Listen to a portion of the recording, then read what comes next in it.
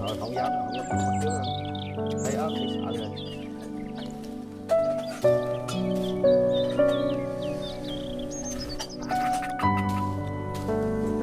Thôi ơi, ngoái thì mình ngưng khớp nha ba. Đừng có cố nha ba.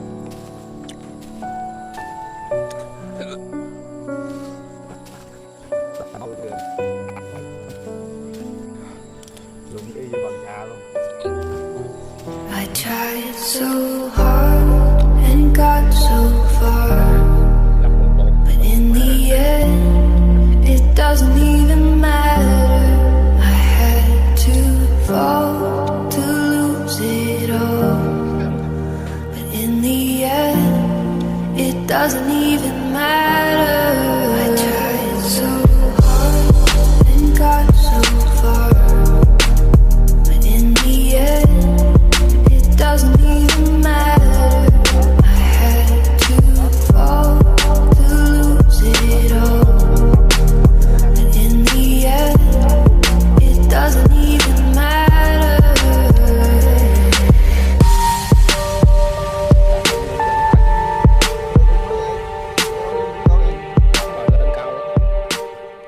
Thử dấu dắt mạnh mà nói gì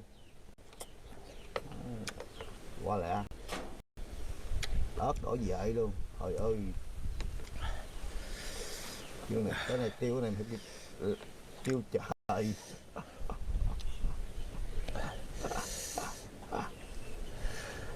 Qua lẹ. Trời ơi,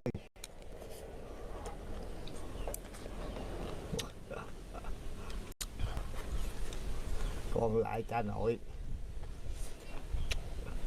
Thôi ăn không hỏi nghỉ anh ơi.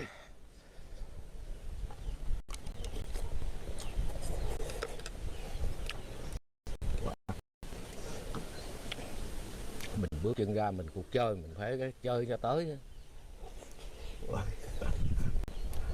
Nói da gà luôn. Dạ bằng được cái ớt luôn.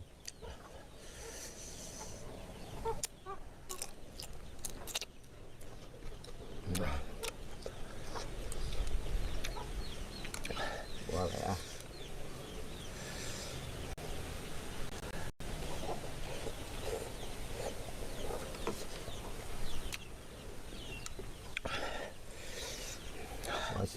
Quá sức. Nó vừa cay mà vừa nóng. Dạ. Em thấy anh xây qua trở lại là biết cay rồi. Chở người hoài là hiểu rồi. Chứ ăn đâu ai mà người mà ngồi thì chở qua trở lại nãy giờ liên tục luôn.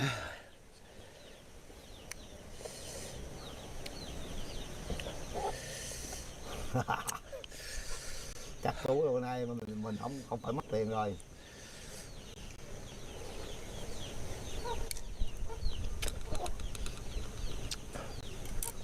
Sức mồ hôi chứ, thật sức mồ hôi. Sức mồ hôi đỏ trên trán luôn.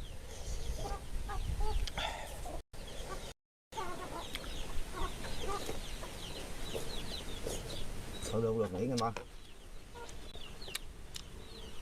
Đâu nghỉ? Dạ, ăn hết tôm hết bò nghỉ.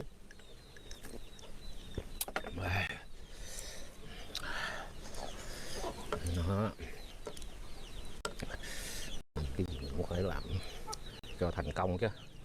Mình chấp nhận mình ăn rồi đã tay thèm mà nghỉ sao được nghỉ. Dạ. Móc phải cảm giác mạnh. Có sức. Mình cũng xin nói thật với cô bác anh chị các bạn, anh ba anh đề nghị mình vụ ăn ớt này, nửa ký ớt này là cũng anh nửa tháng nay mà ngày nào y cũng nói hoài mà mình không dám làm. Hôm nay mình chịu ý đi.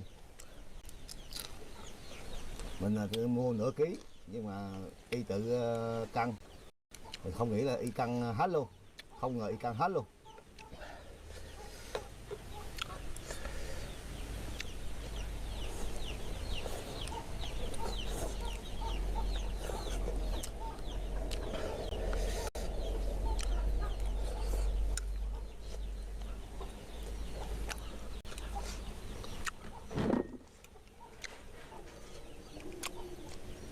Còn nó tắm cay hồi cái là nó cay điều miệng rồi con hồi hết cay rồi. Vậy hả, ngồi vậy hả?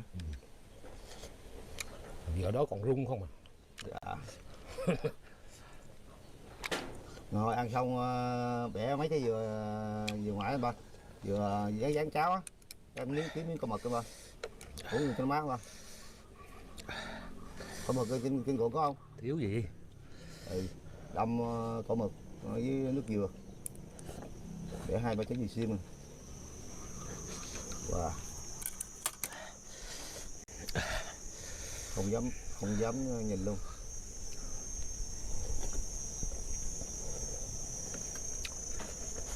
Quá rẻ.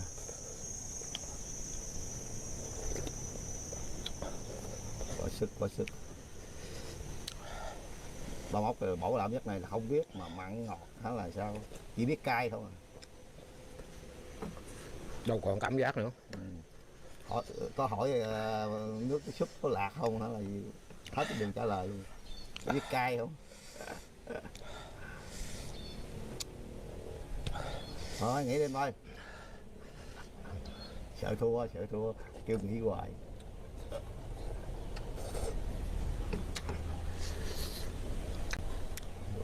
Mồ hôi còn lộp đột trắng.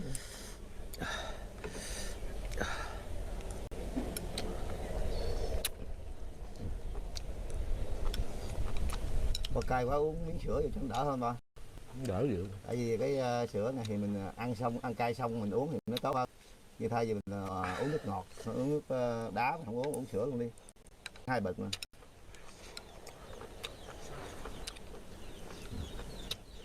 Hơi bị cay, ăn lựa thịt bò ăn cay. Ăn thịt bò vô cho đỡ cay. Cái môi đỏ tươi luôn kìa. Sức một hơi mò miệng luôn.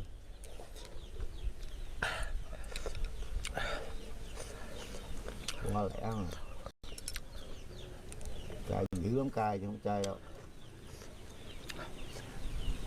Bây giờ giải quyết mấy này trước rồi. Dạ.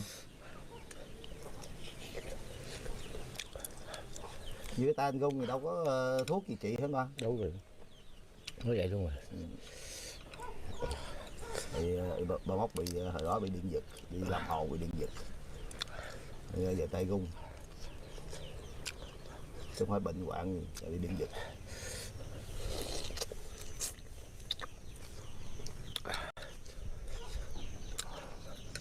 Ăn hết tôm hết bò nghĩ đi.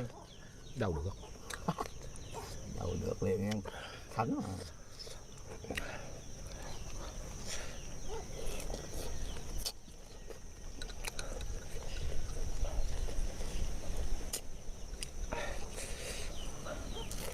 Sức mồ hôi thiệt tình luôn, mình không có chơi đâu.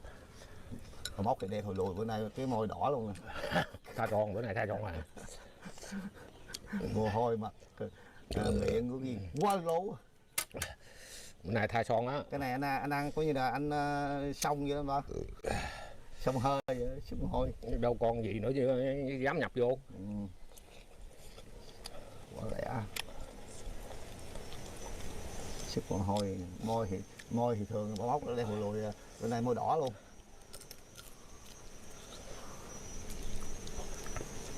Quá dữ. Không dám tin luôn. Chua. Gì chúa? 4 tôm 20.000 ăn chút xíu hết à. 4 con tôm 40.000. Ừ. Có 10.000 chứ 20 ra nè. Chua. Chúa ơi.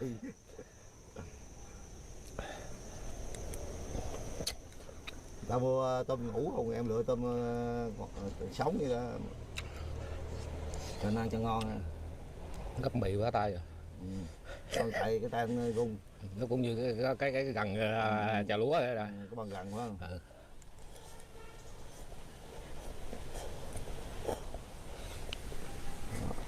ớt không. Quá trời quá đất.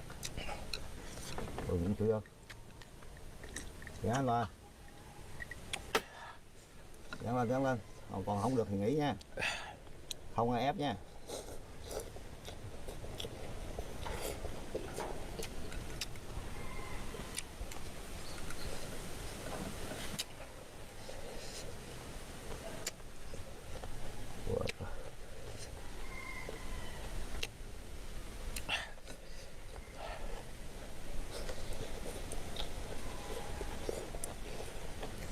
Cái nửa ký ớt so với mình ăn